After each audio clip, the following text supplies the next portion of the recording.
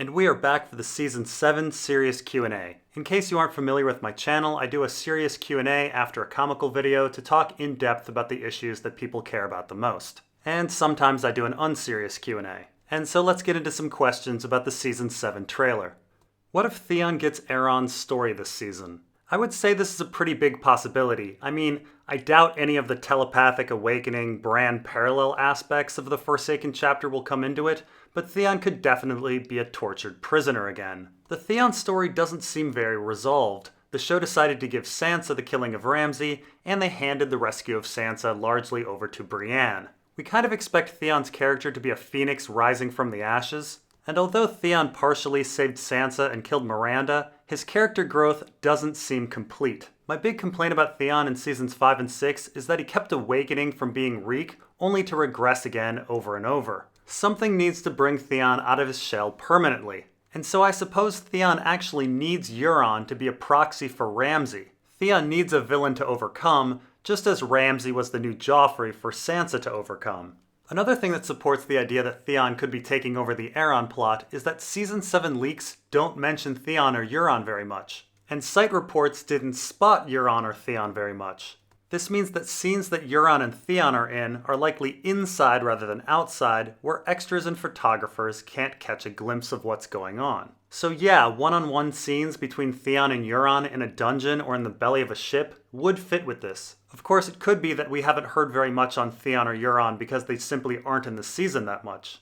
I would like to know more about Dany's Stormborn. So you're saying that whole thing is a lie as well? Now this is all book stuff that will never be in the show, but yes, the evidence is simply overwhelming that Dany's childhood, as told her by Viserys, is a lie. The most obvious and argued about aspect of her childhood is the lemon tree, but that's really only the tip of the iceberg. If you go back to the first Daenerys chapter in A Game of Thrones where she talks about her past, nearly every single sentence contains a contradiction or something that doesn't make sense.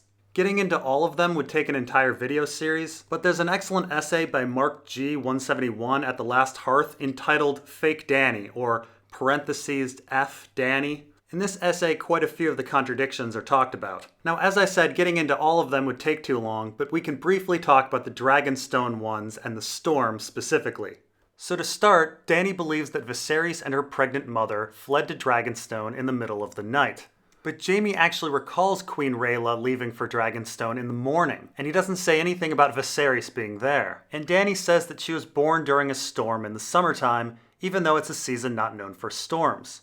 And I actually misspoke last time. Although Dany believes she was born in the summertime, she was actually born in the springtime, another season not known for storms. And speaking of this supposed storm, no one else in the entire story ever mentions this massive storm on Dragonstone other than Dany, although other people do call her Daenerys Stormborn.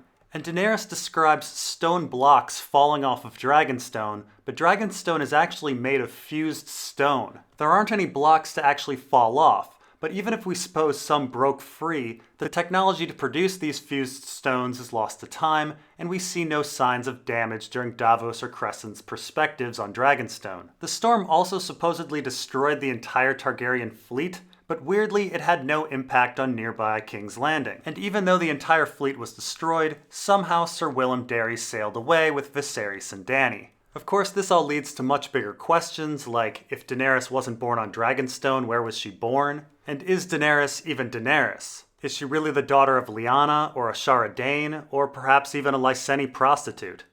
I'm pretty sure eunuchs can have dicks, just no balls.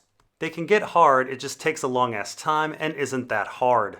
Yes, as it turns out, while most testosterone is produced in the testicles, some is produced by the adrenal gland. And yes, with enough stimulation, a testicle-free man is capable of erection, sexual intercourse, and orgasm. And George R. R. Martin actually brings this topic up in A Storm of Swords, and for this reason, according to Krasny's The Astapori Slaver, Unsullied's penises are cut off as well, at least in the book. Now we don't know if show Unsullied are different. There is a scene in Season 4 where Dany and Missandei wonder about the penises of Unsullied and have no definitive answer. So I suppose it's possible that Grey Worm has a penis in the show, though it would be odd as the Astapori slavers in the show were just as cruel as the Astapori slavers in the book. A random question, there's that weird shot with the kiss between Yara, Asha, and Ilaria in this trailer. It appears to be the general consensus that this is just the show writers randomly throwing shit in for the sake of it, and that it doesn't mean anything. But I've got the sinking suspicion that maybe what we're seeing here is a joint suicide via kissing poison, like the one used on Myrcella and Bronn in Dorne. We have heard that Yara and Ellaria both wind up captured, but not what happens to them afterward. I do think we're going to see the end of a few more characters this season, and these two seem like they might meet that bar, all things considered. Be interested in hearing your thoughts. So there's a lot to unpack here. Essentially, are Ellaria and Yara going to die here? So, on death in general. So, the show is quite different from the books in that the books have phases of characters who replace each other. We start with Phase 1 characters, that is Bran, Arya, Sansa, Jon, Dany, Tyrion, Kat, and Ned. And then Phase 2 characters start getting more time, that is Theon, Sam, Jaime, and Davos. And finally, Phase 3 characters come in and shake things up, that is Cersei, Brienne, Barristan, Jon Con, Mel, the Ironborn, and the Dornish. George R. R. Martin said he wanted a story full of surprises where no one felt safe, and although George R. R. Martin said that in his outline, Jon, Arya, Tyrion, Bran, and Dany would be characters throughout the entire story, they still don't even seem entirely safe. Now the show is notably different, likely because showrunners know that viewers get attached to characters, and because we have things like acting contracts and all of that. But the show doesn't seem to have phases. Characters like Theon, Jaime, and Cersei were given larger roles up front. And quite strikingly, no really major characters have been introduced or killed off or even maimed since the beginning of Season 4. Yes, Stannis, Margaery, Barristan, and Ramsay have died, and the Sand Snakes and Euron were introduced, but that's about as close as you can get. We haven't had anything on the level of Ned or Kat dying or Jaime losing his hand for quite some time. Long story short, like any other show, our core series regulars appear to have plot armor.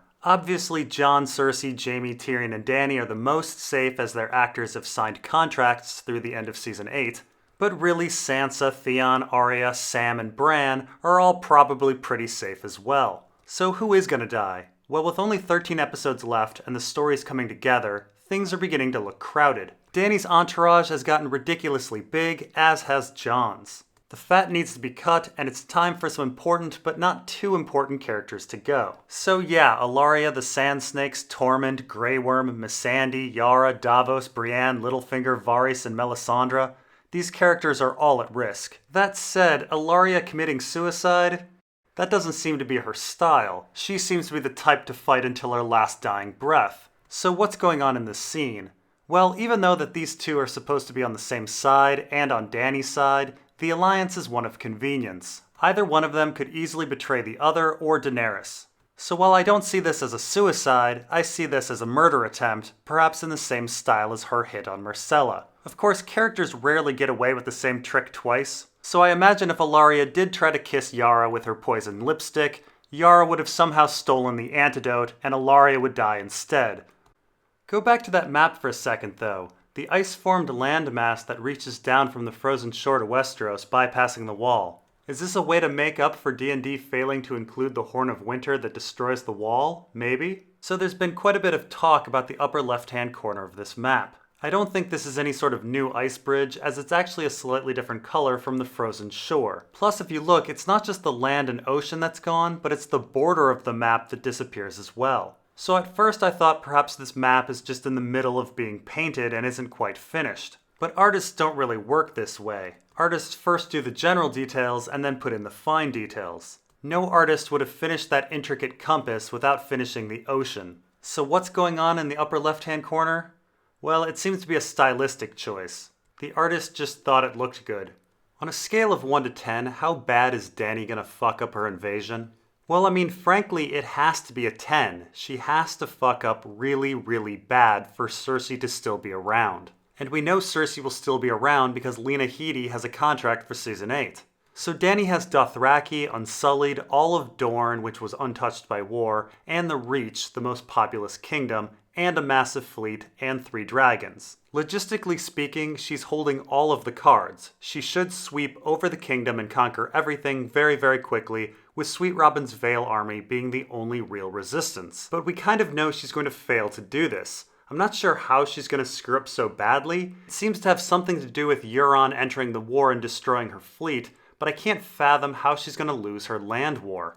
Can the dregs of whatever army Cersei has and Euron's build a fleet really compete with, everyone else? Even if we believe Cersei has all the Westerlands and all the Crownlands on her side, and Euron's fleet put his dick to shame, isn't this just 3 already spent forces against the spent forces of 3 or 5 other kingdoms, plus the unspent Vale and Daenerys' Rainbow Coalition of Essos, helmed by 3 dragons? Okay, I'm going to do my best to justify Cersei's position. With the death of Stannis, let's assume that Cersei has the Westerlands, the Riverlands, the Crownlands, and the Stormlands firmly in her grasp. And let's say that the Dothraki on their shores has caused everyone to freak out and become really nationalistic for the 7 kingdoms. These foreigners on their shores must be defeated and all of that.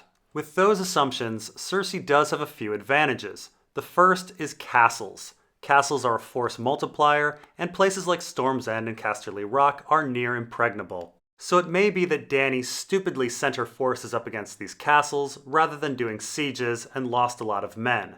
Cersei's forces also have experience, armor, and discipline, which are likely way better than the Dothraki and the Unsullied. The Unsullied are familiar with pitched battles in the field, and the Dothraki basically know about mowing down Lázarine. Siege warfare is certainly not their thing. Now in the trailer, we do see Unsullied taking Lannister holdings and the Lannisters meeting the Dothraki in the field, but let's just assume that these are early victories and don't represent the whole war. Or maybe horse surfing actually leads to losses. Now the Reach and Dornish forces are pretty well versed in Westerosi fighting tactics and are well armored, so they should actually be pretty big threats, but weirdly we don't see them in the trailer. This may be because Euron did some massive surprise attack, captured their castles, and now they are wasting their energy trying to retake their own lands. Now what about dragons? Well, Cersei should be fairly screwed against dragons unless she hides deep inside Casterly Rock, ends up capturing a dragon, or Qyburn has something nefarious up his sleeve. Euron is in a much better situation. If Euron has Dorne, then he has a dragon-resistant land. The Dornish land allowed the people to hide while the dragons starved. So although I don't think you can ever get to a point where a Cersei-Euron alliance would ever defeat Jon or Dany, there are some situations where they can play defense and survive for now. They don't have the numbers, but they may have the castles and the terrain to hold up and resist. And that's the argument for Cersei not being a goner. As George R. Martin is so fond of the idea that history repeats itself, do you think that Jon's expedition north of the Wall to capture an other will mirror the expedition of the last hero? When they were attacked by the White Walkers and everyone died except the last hero who was saved by the Children of the Forest? For those that don't know, The Last Hero is a tale that old Nan tells Bran, though she gets interrupted before we hear the whole thing. Essentially, during the Long Night and the first attack of the others, the last hero gets a posse of people together to go north of the Wall to find the Children of the Forest. Everyone dies except the last hero, and he apparently does find the children in the end, so I imagine they help him stop the Long Night in the story, though we don't really know. Now with regards to the show, I think we're pretty far off of George's plot, and I can't see the show killing every single one of Jon's companions. Then again, it would be an awfully efficient way to take out about 10 different characters. Additionally, the show may have killed off all of the Children of the Forest last season, at least in their corporeal form. That said, the werewoods still exist north of the Wall, and so does Uncle Coldhands. And that's the larger thing. The Benjen story was always about Jon and Benjen. Jon argues with Benjen about joining the Watch. He goes on the Great Ranging to find Benjen, and the show even has the stabbing of Jon be about Benjen as well. It would be pretty odd for them to never have a reunion, and so with Jon going back north of the Wall, it just seems natural for it to be Benjen who saves Jon from some dangerous situation for one last heroic act before the show kills him off. And who knows, perhaps we'll also see a white version of Hodor. And that's all for now. Perhaps we'll see you all at an unserious Q&A. Thanks for watching.